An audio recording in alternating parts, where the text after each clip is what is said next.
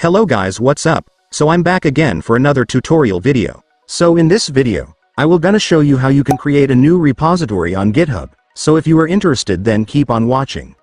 But before all that, if you are new to my channel, consider to like and subscribe for more videos like this, and also, you can comment down below if you have something that you want me to make a tutorial about. So without further ado, let's start the tutorial.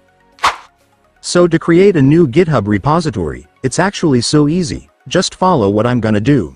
So to do that, first, I want you to make sure that you are on the home page of your GitHub. And once you're on your GitHub homepage, you will be able to see this green button right here just at the left side of your screen. This button is for creating new GitHub repositories, so just go and click it. And after clicking it, you will now begin on setting up your new repository. So right here, you just need to enter the repository name that you want. Make sure to choose a unique name for your repository, and avoid spaces or special characters. This will help keep your repository easy to access and work with. And once you're done putting the name, next, although this is optional, but you can add a description for your repository if you want. This will tell others what your project is about, making it easier for people to understand its purpose when they visit your repository. And then right here, you can select the visibility of your repository. You can choose public if you want to share your project with everyone. This will make it accessible to anyone on the internet, but choose private if you want to keep it restricted. This will only allow specific people to access it. In my case, I will choose to make my repository public. And then right here, you will have additional options you can set on your repository, such as adding a README file, adding Guideon, and choosing a license. Reminder guys, these additional options are optional. So it's really not necessary for you to add this to create your repository, but adding them will make your project more organized and easier for others to understand and use. But if you want to add them to your repository, let me explain what they do in simple terms.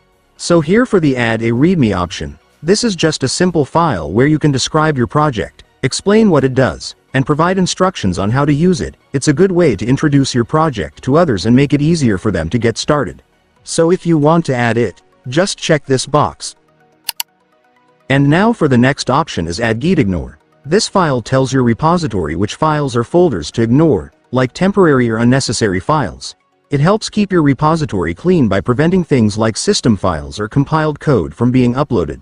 And then for the license, this option lets you choose how others can use, modify, and share your project. By adding a license, you set clear rules for your project, whether you want it to be open for anyone to use or if you'd prefer to restrict its usage in certain ways. If you want to add a license, just click this option and choose the license that best fits for your project.